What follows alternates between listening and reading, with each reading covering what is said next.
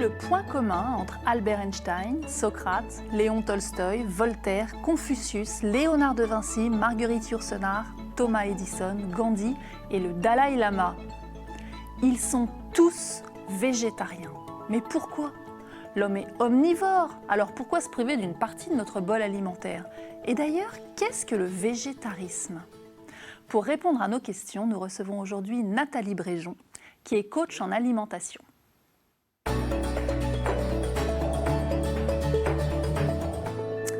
Bonjour Nathalie Bréjon. Bonjour. Merci d'être venue. Merci à vous. Donc, je l'ai dit, vous êtes coach en alimentation, mais plus largement, vous êtes coach de vie, vous êtes numérologue, et puis vous êtes coach en restauration.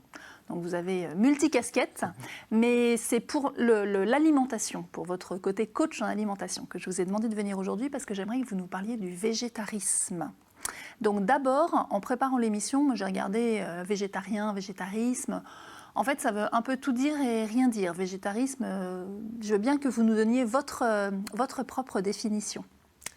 Alors, donc, le végétarisme, c'est des personnes qui consomment des légumes, des céréales, des légumineuses, qui consomment des produits qu'on va appeler sous-animaux, c'est-à-dire plus précisément des œufs, du fromage, de la crème, du lait, par exemple, mais qui ne mangeront ni viande ni poisson. D'accord. Ni viande, ni poisson. Donc le viande, végétarien, le vrai végétarien ne mange ni viande, ni poisson, voilà, mais mange tous les produits dérivés des animaux. Voilà, c'est ça. D'accord. Tout à fait. Et alors, quelles sont, de ce que vous connaissez, quelles sont les motivations des gens à devenir végétariens? Souvent, c'est pour respecter l'animal. Il y a un respect de l'animal. Il y a surtout avoir une bonne santé. Ouais. Ça fait partie des motivations. En quoi est-ce que ça donne une bonne santé? En quoi ça donne une bonne santé? Parce que le végétarisme consomme beaucoup de légumes, voilà, et remplace, parce que la consommation excessive de viande n'est pas pour moi bonne pour la santé, ou de poisson d'ailleurs, parce que souvent on parle de la viande, mais le poisson aussi dans l'excès n'est pas forcément bon pour la santé. Alors qu'est-ce que vous appelez dans l'excès? Ça veut dire quoi, manger dans l'excès? Eh bien, les personnes qui en consomment, par exemple, 2 fois par jour, ou même 1 fois par jour, c'est pour moi trop. Une fois par jour, toute viande confondue et tout poisson confondu, c'est trop? C'est trop. Plutôt 2 fois par semaine serait largement suffisant. D'accord. Très largement suffisant. Notre organisme n'a pas besoin d'autant de viande et de poisson dans le corps, enfin autant de protéines de ce fait dans l'organisme. D'accord. Voilà, notre corps, déjà en plus on peut les retrouver, cette protéine dont on parle beaucoup, peut se retrouver dans les végétaux. Oui, alors justement, je vais me faire un peu l'avocat du diable, parce que j'entends déjà les sceptiques qui disent « Ah, bah oui, mais non, non ». Alors, les 3 questions que moi j'entends, parce qu'il se trouve que mon mari est végétarien, donc j'entends un peu ces trucs-là, c'est justement, est-ce qu'on n'a pas des carences quand on est végétarien? Alors, pour ne pas avoir de carences, c'est là où c'est important, par contre, quand on souhaite manger moins de viande, on va dire, et remplacer par donc, ce qu'on va appeler la protéine végétale, il va être très important, effectivement, de respecter un certain nombre de choses qui va être, pour obtenir cette protéine végétale, c'est l'association, merci, des céréales et des légumineuses. Alors, est-ce que juste vous pouvez préciser ce que c'est? Voilà.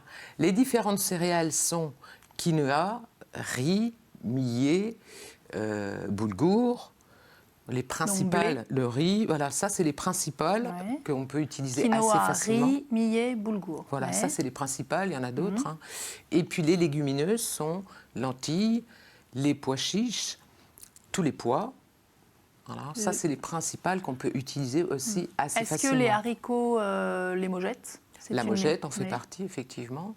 Et d'ailleurs, ce qui est intéressant comme exemple concret dans lequel je peux donner, où il y a vraiment de la protéine, en Vendée, on consommait ce qu'on appelait la tartine de mojette.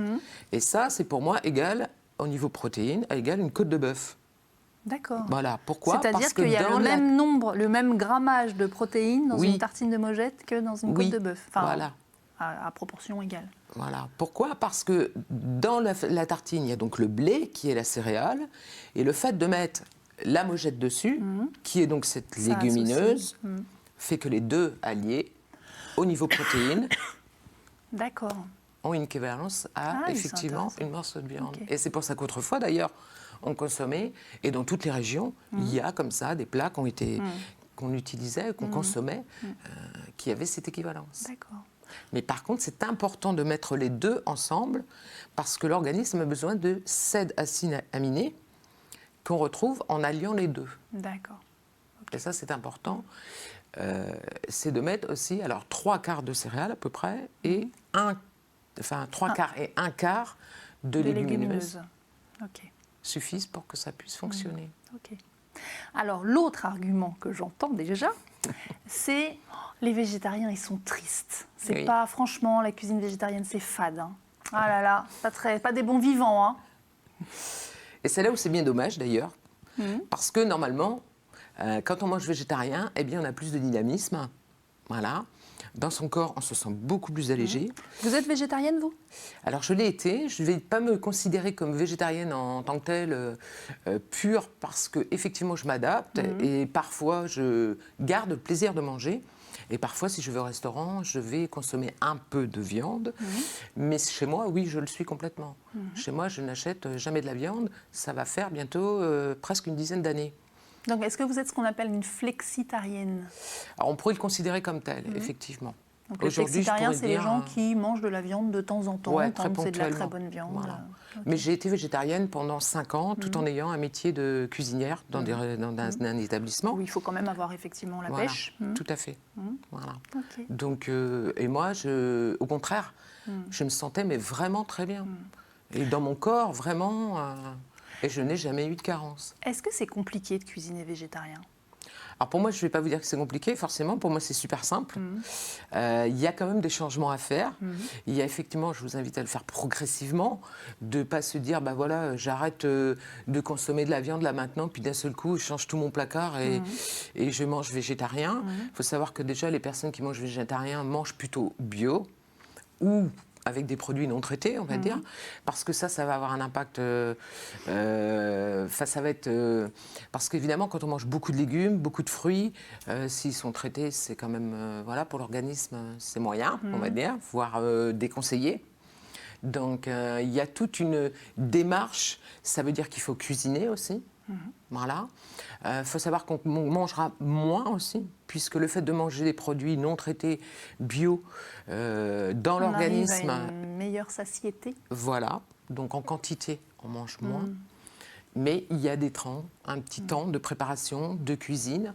Alors justement, parce que je vois le temps qui passe et donc je voudrais quand même en arriver aussi à vous, parce que vous donnez des cours de cuisine végétarienne. Voilà, donc si vous avez envie de devenir végétarien, vous pouvez aussi vous former. Donc comment ça se passe vos cours?